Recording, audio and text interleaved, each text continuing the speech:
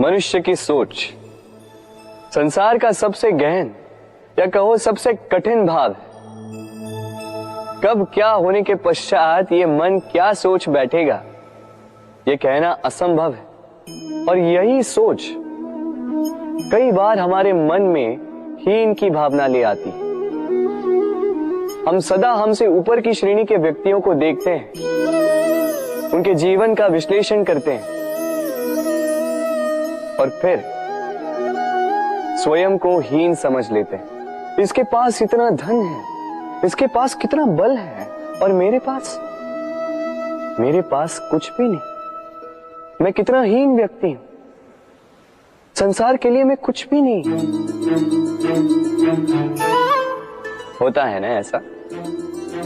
किंतु ऐसा नहीं है। आपके पास भी बहुत कुछ है, पलट के देखिए।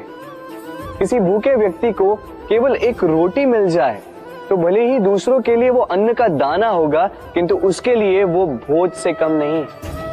इसलिए जब भी मन में हीन भावना जागे, अपनों की ओर देखिए, उनकी ओर पलटिए। आपको विश्वास हो जाएगा कि भले ही आप ये मानते हो कि इस संसार के लिए आप कुछ नहीं है, कुछ लोगों के लिए आप संपूर्ण संसार है। तो जो आपका संसार है उसमें प्रसन्न रहना सीखिए। राधे राधे। कितना सुंदर पुस्तक है, सुंदर आवरण है, सजाए हुए पृष्ठ है।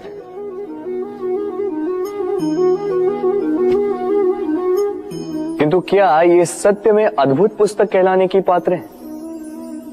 क्या इसमें जो लिखा है वो सत्य है, प्रेरणादायी है, हमारे लिए मूल्यवान है? कैसे निश्चय लिया जाए इस बात का? अब आप सोचेंगे कि सीधी सी बात है, आवरण को देख के पुस्तक की गुणवत्ता कैसे जानी जा सकती? इसके लिए तो आपको उसे पढ़ना होगा, उसे समझना होगा, समय देना होगा, है ना? बिल्कुल उचित सोच रहे हैं आप। बस आश्चर्य की बात यह है कि पुस्तक के विषय में आप ये सारी बातें जानते हैं, किंतु किसी व्यक्ति के विषय में आप ये सारी बातें मन में नहीं लाते। व्यक्ति का मूल्यांकन भी उसके वस्त्रों से, उसके शारीरिक रूप से या उसकी सुंदरता से नहीं किया जा सकता।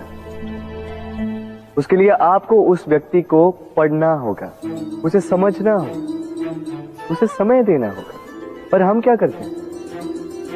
पहनावे, रंग, सुंदरता को देखकर आकर्षित हो जाते हैं, उसे प्रेम समझ बैठते हैं, और आए दिन कोई ना कोई ये कहते सुनाई देता है कि उसकी प्रेम कहानी सफल नहीं हो पाई, उसे छल मिला। किंतु इसमें दोष किसी और का नहीं, स्वयं आपका है। आपने उस व्यक्ति को समय नहीं दिया, आपने उस व्यक्ति के विचार नहीं परखे।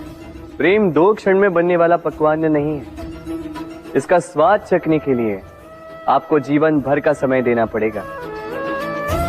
तो समय दीजिए, एक दूसरे के रूप से नहीं, आत्मा से जुड़ी।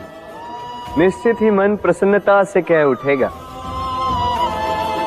राधे राधे। भूल और मनुष्य, इन दोनों का संबंध कुछ वैसा है जैसा पंख और चिड़िया का, जैसा धारा और नदिया का।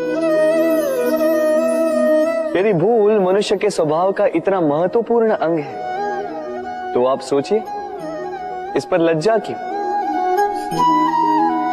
इस पर लज्जा करना ठीक है ही नहीं। वैसे देखा जाए तो भूल हमें स्वयं को और श्रेष्ठ बनाने का अवसर देती है,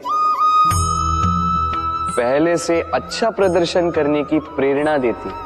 अब कदाचित आप में से कुछ इस बात से सहमत नहीं हो, क्योंकि बहुतों की दृष्टि में भूल दोष को जन्म देती है, दोष अपराध को, और अपराध के लिए क्षमा नहीं, दंड मिलना चाहिए।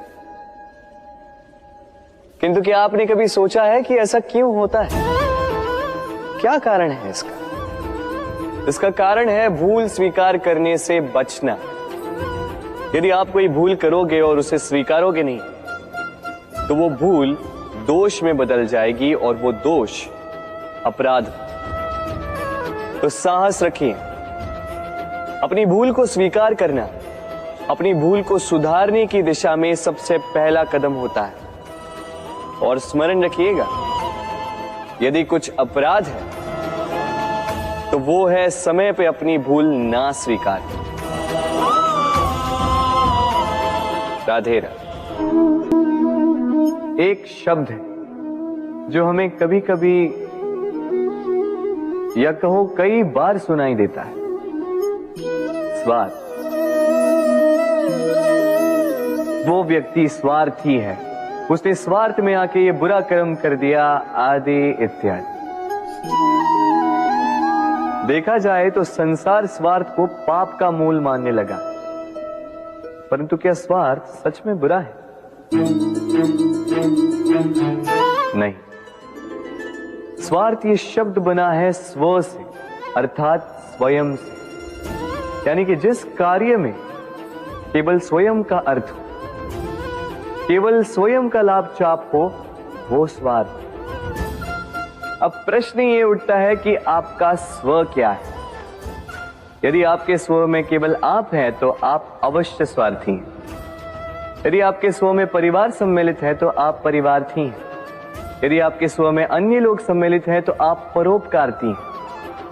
और यदि आपके स्व में ये संसार सम्मिलित है तो आप परमार्थी हैं।